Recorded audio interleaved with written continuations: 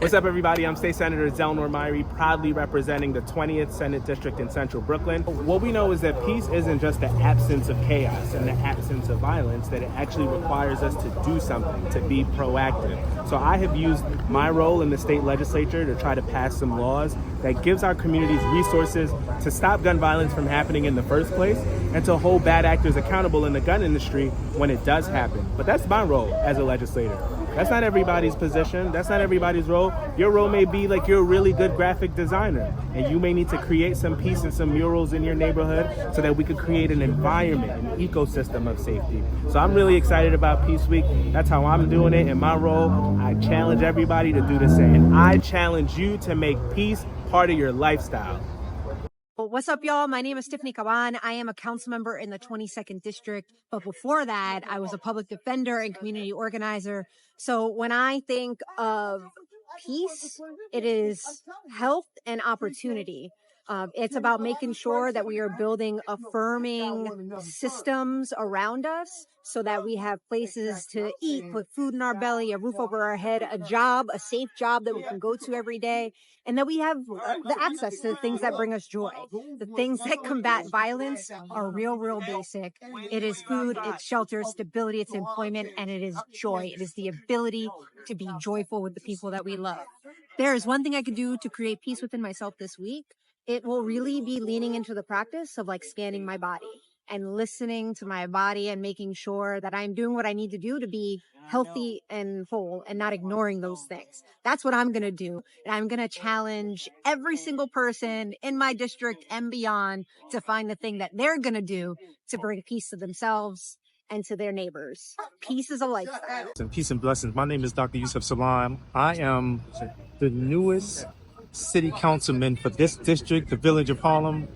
Oh my goodness. You know, when I think about what I do for peace, and it's an ongoing battle, it's an ongoing struggle. The PTSD associated with being run over by the spike wheels of justice is tremendous.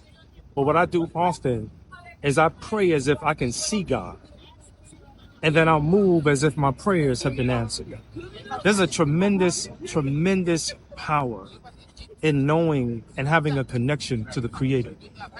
Once you give that connection up, once you leave that connection, it feels like you're doomed, like you're by yourself.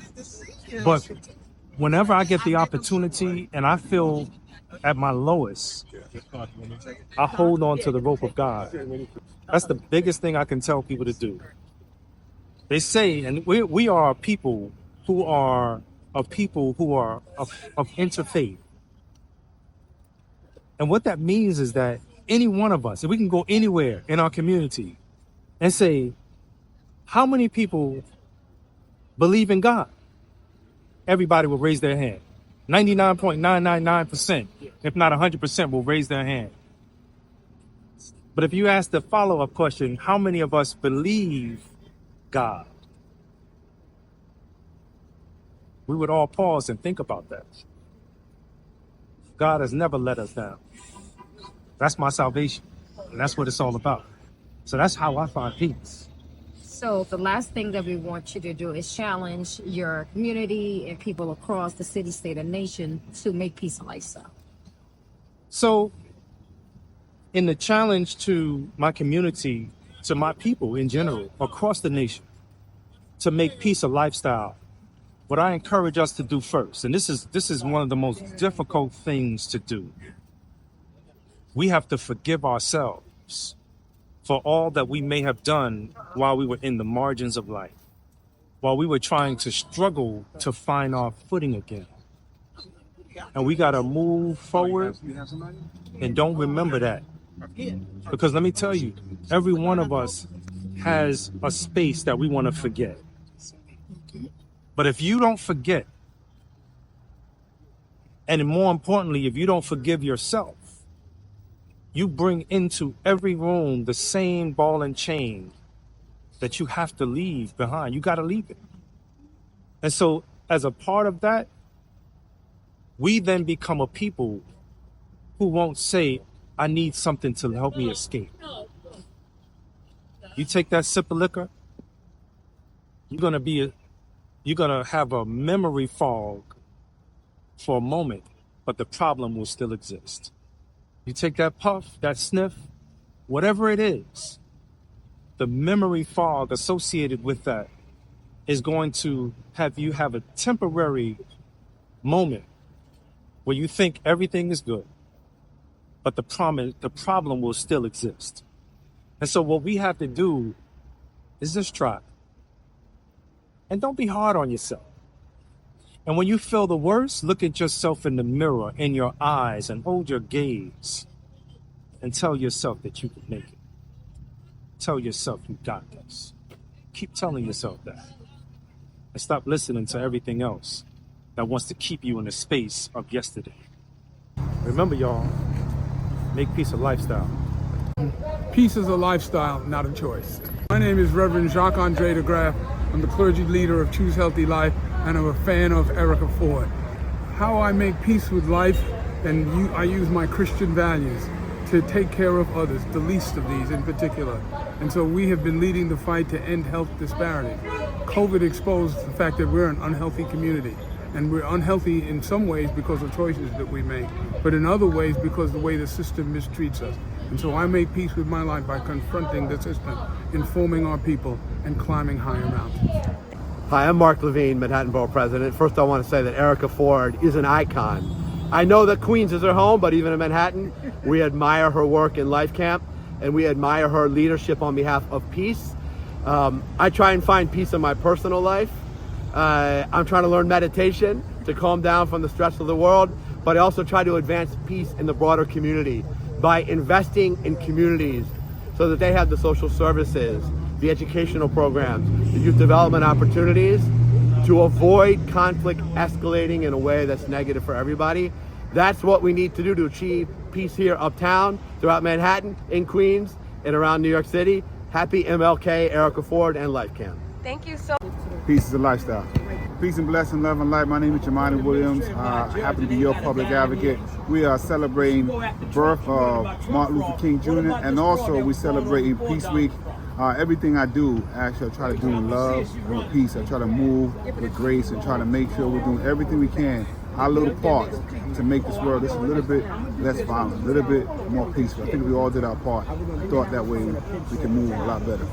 Peace. My name is Gwen Carr, the mother of Eric Garner, and what I do to make peace a lifestyle is try to commune with other New Yorkers, and we have to come together and be on one accord, and that would make peace a lifestyle. Peace is a lifestyle. I'm Councilmember Crystal Hudson representing the 35th District in Brooklyn, and I make sure that we keep peace in our communities through cure violence. Hey, good afternoon. This is Assembly Member Al Taylor, aka Reverend Al Taylor. Peace is more than just a word. Shalom, it invokes some of everything. It's not just I don't want to be at war, but it's a peace that says intrinsically that you are cool with everything around you, and we know that change requires some pressure, but it doesn't necessarily mean we have to be physically engaged with each other in the sense that we disagree and we become disagreeable. Peace, shalom is important. We need peace. My name is Al Taylor, and I'm a reverend, right? So if we look at Jeremiah says this is God speaking to the people that were going into captivity. Seek the peace of the city, because if the city prospers, so shall you. So even though it's difficult out here, we ain't got to act like banshees. We can fix this collectively, It's kind of chilly out here, but at the end of the day, if we're looking at people that are hungry, we're looking at people that are homeless, there are a lot of mental issues, and if you feel that you can't approach that individual, cool in the game, but if you've got something to give somebody else, myself, other people, let's get it together and give it, because our brothers and sisters that are here right now, if I walk up to you and you don't have on a coat and I say, God bless you, really? It makes me feel good, but it's not warming me up. We've got to put faith into action, because the book of God in James says faith without works is dead. Don't talk about it, be about it. And peace is and must always remain a lifestyle. Anything else is not there. It's not there. And so we're clear. It doesn't mean you can't handle your hands. It doesn't mean you ain't got that game. But what does it profit to engage in the physical. We look around and you heard the DAs in there speaking. Black on black crime is through the roof. But I think when we start to respect each other, we start to understand who we are. And it may be like an offensive look. I may be cross-eyed. You don't know my story, but don't take it personally. I don't like you. And don't put us in the categories as elected officials, reverends. We're just average people that come from the same neighborhood that you are, and we want to make a difference. And if we can do it better with your help, come on and help us. Don't talk about it. There it is.